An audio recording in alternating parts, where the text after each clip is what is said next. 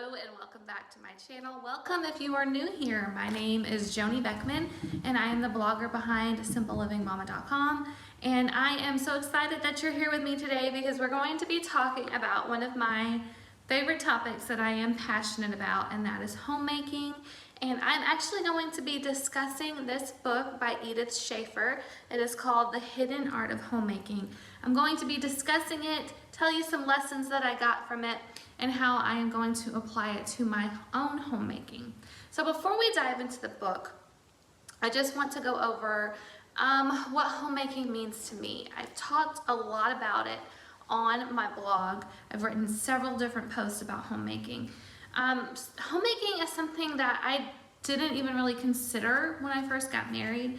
I didn't know what I was doing at all. I got married very young. I was 19, and I was still in college, getting a liberal arts degree. I was not interested in really trying to figure out how to run my home, how to manage my home, and all that stuff. It wasn't even on my radar until I got into my home and I realized, you know what, my mom's not here to do everything for me. I'm gonna have to figure this all out on my own. And you know, we started adding children to our family and things started getting crazy, and I was quickly realizing that laundry schedules, dishes, cleaning, everything related to homemaking was falling apart. And if I didn't have a plan, the really important things that needed to get done weren't gonna get done. So I sort of took on my profession as a homemaker. Of course, I do a lot of other things. I am a homeschool teacher, I'm a blogger. I love to sit and encourage you guys who are also in the trenches, who are homemaking, raising your kids, and all of that stuff. So, you know, I wear a lot of hats, and I'm sure you do as well. But our homes, ladies, are the centers of our lives, okay? This is where we bring our children home from the hospital. Some people have their children at home. This is where memories are made. This is where we go to find a refuge from the storms of life. And you know, things are crazy out in the world right now, and I think we all know that. And our homes are the place where we can really come together as a family and feel protected from all of that stuff. And those of us who are in charge of our homes, wives, husbands, whoever it may be, it is our duty to make sure that our homes are those places for our families. And I sort of took that on for myself. I wanted my home to be a place that my children felt loved. I wanted them to not want to run away from home. You know, I wanted them to feel like our home was truly a place that was a safe place for them from, you know, everything else that's going on in the world. So that's kind of where I started. And of course, I had to come up with all kinds of different ways to keep the home clean, which is a challenge. I write about cleaning a lot on my blog, and I'm sitting here looking at my library, and there's stuff on the floor over here. But I do have 7 kids and their kids, and you know, sometimes that just comes with the territory. I can't always pick up after the children constantly, and they're still learning how to keep their spaces clean as well. So that's okay, that's totally normal. Our homes need to feel lived in. They don't need to look like museums. If, you know, there's toys on the floor or whatever it may be, that's okay. But I still needed to come up with a way to make sure that the chores, the main chores, the bathrooms are getting cleaned, the kitchen is getting cleaned, the dishes are getting done, the laundry is getting done. That's a big struggle for me still to this day, but I'm working on it. We're getting there. I'm a lot better than I used to be. You know, all of that stuff. Now, that can seem monotonous, right? That aspect of homemaking is probably not one that many of us look forward to doing. You know, the day in and day out drudgery of vacuuming, cleaning toilets, all of that stuff. But you guys, there is so much more to homemaking than just those monotonous tasks that maybe we need a schedule for. This book in particular has really inspired me to dive deeper into my homemaking and to make my home a creative outlet for myself. There is an art to homemaking. It's not just putting the meal on the table and forgetting about it. It's not just wiping the crumbs off the counter. There's so much more that you can do with your homemaking, and you can enjoy it. And this book has inspired me to dive a little bit deeper and to enjoy homemaking. So I'm going to read to you guys from the back of the book what it's sort of about, so you can get an idea of that. She says, I would define hidden art as the art found in the ordinary areas of everyday life. Each person has, I believe, some talent which is unfulfilled in some hidden area of his being, a talent which could be expressed and developed. We all have talents. They may not be super obvious, but you do have a talent, and you can bring that talent into your home and you can use it to express your creativity, to make your home more inviting, to do things for your family and friends. And that's sort of what this book is about. Now, there are several different chapters, and she talks about the hidden art in each of these different areas of our lives and homemaking. So I'm going to tell you guys the 14 different chapters and sort of the hidden arts that she goes into in this book. So first she talks about the first artist, and that is God. God is the first artist. He created the world that we live in. He created the beauty of the world, the blue of the sky, the color changing leaves of the trees, the flowers, the birds, the butterflies, all of that stuff. God was the first artist, and she devotes an entire chapter to that. And then she does another chapter on what she considers hidden art, and I sort of just read you a little excerpt of what she considers hidden art. And then she goes into different areas where you might be able to express some creativity in your home. She does music, she does painting, sketching and sculpturing, interior decoration, gardens and gardening, floral arrangements, food, writing, both prose and poetry, drama, creative recreation, clothing, integration, and environment. And there are different ways you can be creative and bring these areas into your home and let them sort of reverberate throughout your home and inspire yourself, inspire your children, make your husband feel comfortable. You know, even, of course, you know, it's not just women who can make the home a better place. I'm not a huge music person. I know it's important. I like listening to some music, but it's not like my number one thing. I'd rather sit in silence, if I'm being honest, with my own thoughts, because sometimes music is very distracting to me. But my husband, on the other hand, he loves music, and that is something that he's brought to my life, that if I wasn't married to him and living with him, I probably wouldn't even hardly listen to music except when I'm driving around in the car. But he plays all kinds of different music for us, and he's got a record player, and the kids enjoy listening to different genres that he likes. And of course, with our homeschooling, I've tried to bring in more classical music, and I have a piano behind me that I wish I knew how to play. I know how to play a little bit, but I'm helping my kids learn how to play it. But anyway, like I said, music's not my forte, but it's my husband's. And he has brought the beauty of music to our home. So it's not just the ladies, and we have an annoying fly in the house. It's not just the ladies, okay? So husbands can do these things too. And then we have painting, sketching, sculpturing. I enjoy painting now and again, and I'm teaching my kids how to enjoy painting as well. And of course, if you make a piece of artwork, you can display it in your home and bring it into your home that way. She has an entire chapter devoted to interior decoration and how you can use your skills to brighten up your area, to make it reflect you and your family and all of that stuff. And then she has a chapter devoted to gardens and gardening. You don't have to go out and plant a big, huge garden. You can garden in some flower pots just to bring some beauty to your home. And another thing I want to mention, you don't have to do every different area in this book. It's just full of great ideas and different ways to bring your talents to the table, to bring your talents into your home. She discusses how to put together a flower arrangement. This is something that I am trying to do more often, especially since we moved here and there have been lots of different flowers that have popped up. Previous owners were gardeners, so we have had lots of surprises with different flowers and stuff.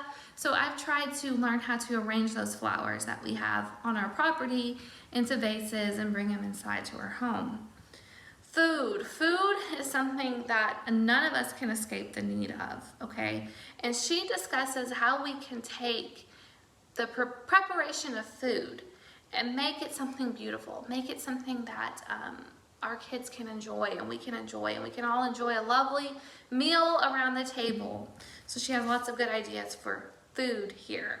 Writing, prose and poetry. You don't have to have a degree in English to write. You can write a little poem. She suggests writing notes to friends and family who live far away, and adding a little poem here or there into your notes for your different family members and friends.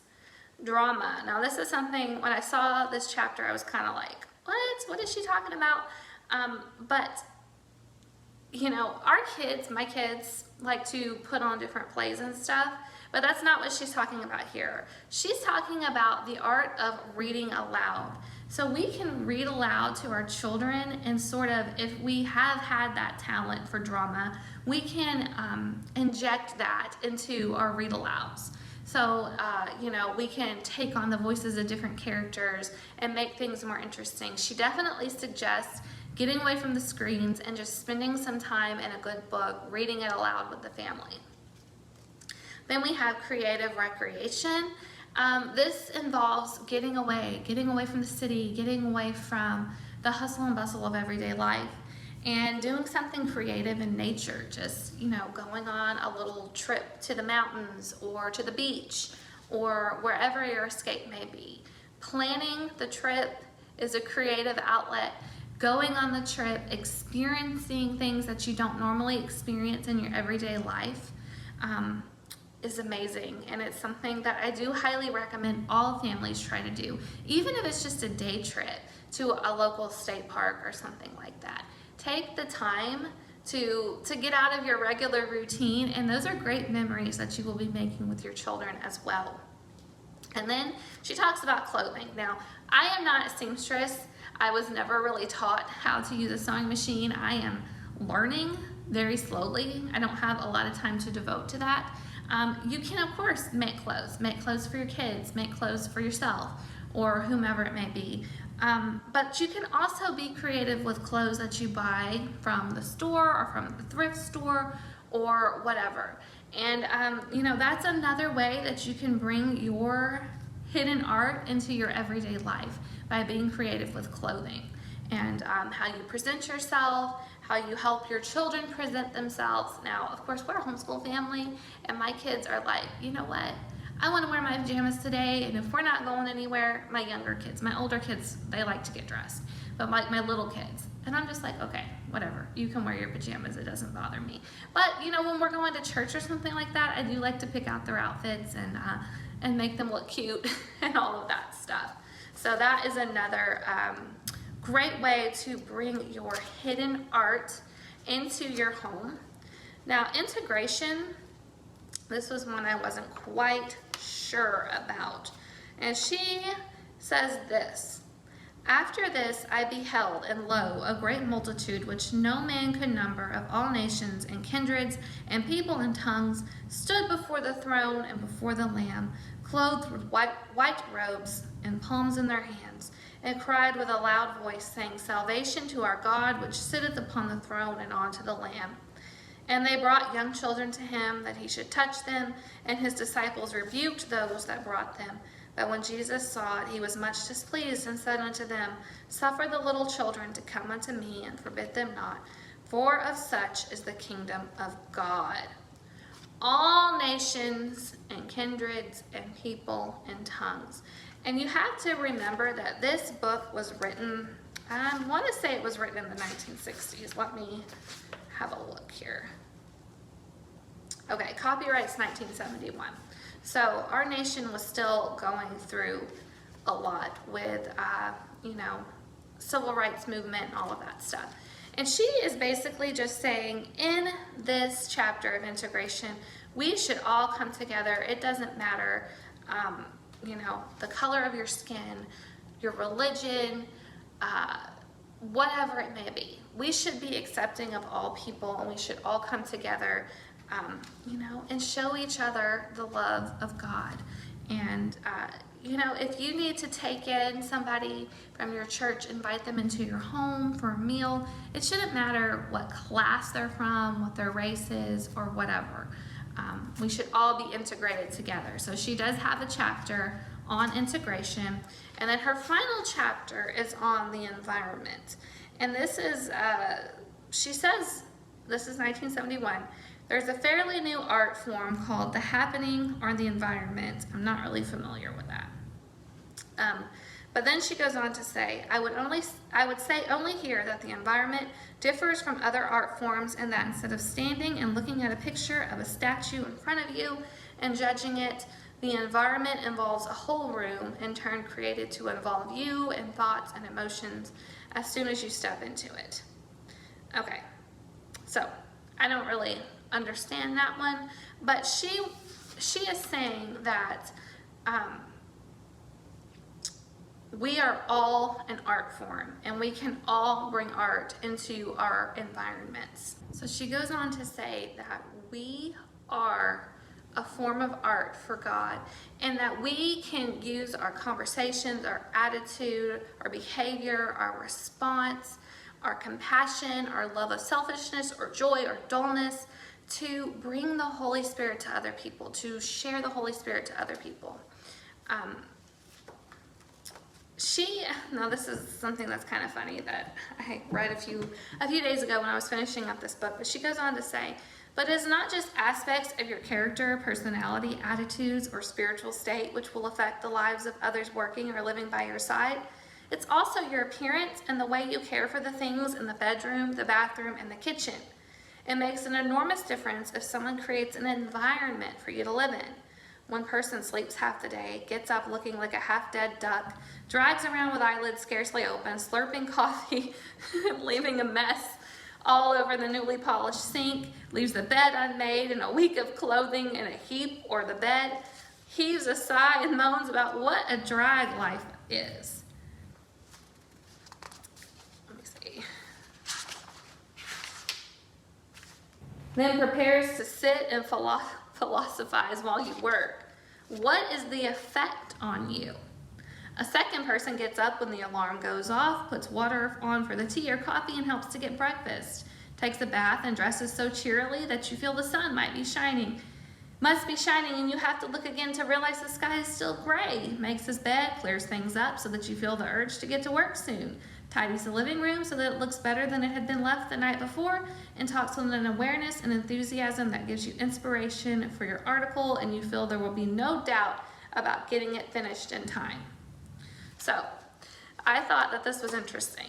The way that we create our environment, the way that we care for our environment affects those around us and affects us as well. I know on days when I don't make my bed and I don't get dressed, I stay in my pajamas all day, I don't feel like doing very much. I don't feel like being productive, and I do want to just sit around and slurp coffee all day and maybe read books. But on days that I get up, I get myself ready, it's different. And of course, because we are always in our home and I am homeschooling my children, it has been important for me to establish those routines and to make sure that I get up and the house is picked up and that we can start our day ready to work. Because if my older kids, especially my younger kids, aren't as much affected by this, as I was talking about them staying in their pajamas, but my older kids especially, if they don't have this routine and they don't get up and get dressed, they don't want to get their work done either. So I thought that was really interesting that she had a whole chapter about that in this book. So in conclusion, like I said, I was really inspired to start thinking of my homemaking as an art form, thinking of different ways that I can bring in hidden art into our home. What can I use in my interior decoration to sort of liven up the place? What flowers can I place around the property to make my home feel, just have that feeling of home and beauty, and we can marvel at it, marvel at God's creation. And it's been fun. It's been a journey. It's been great to think of homemaking in a totally different light. It's not all drudgery. It's not all monotony. There's so many different ways that we can bring life to our homes and to our homemaking. So that is all I have for you today. I will have a link down below for this book if you want to get it. I highly recommend that you read this so you can be inspired as well. And I hope that you enjoyed this video. Don't forget to give us a thumbs up and subscribe to our channel. And I will see you guys in the next one. Bye.